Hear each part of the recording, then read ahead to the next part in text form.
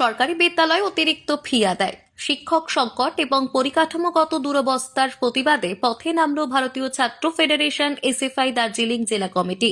সোমবার শিলিগুড়ির স্কুল পরিদর্শকের কার্যালয়ের সামনে বিক্ষোভ দেখালো এসএফআই দার্জিলিং জেলা কমিটি।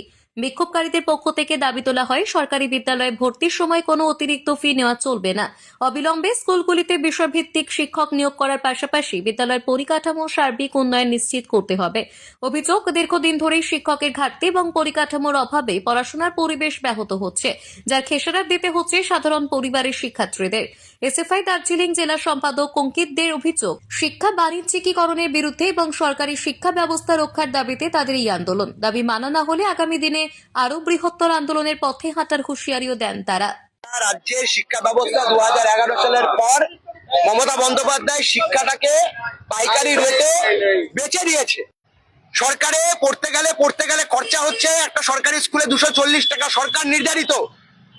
সেই 240 টাকার পরিবর্তে কোনো জায়গায় 400, কোনো জায়গায় 500, কোনো জায়গায় 600, এই যে 800 টাকার নোটিশ আমি নিয়ে এসেছি। আমবাড়ি হাই স্কুল, কমলাবাগান, ঘোষপুকুর, এটা একটা। শিলিগুড়ি মহকুমায় এটা একটা সিন্ডিকেট চলছে, আর এই সিন্ডিকেটটা চালাচ্ছে এই মাথার উপর বসে আছে না, এই যে মেয়র হয়ে বসে আছেন গৌতম দেব, তাদের মদতে চলছে। পাপিয়া ঘোষ বসে আছেন না, ওনাদের মদতে চলছে। আমাদের দাবি, সরকার নির্ধারিত 240 টাকা ফিস, তার বেশি 1 পয়সা নেওয়া যাবে না। আর যে পয়সাগুলো নেওয়া হয়েছে তদন্ত করতে হবে।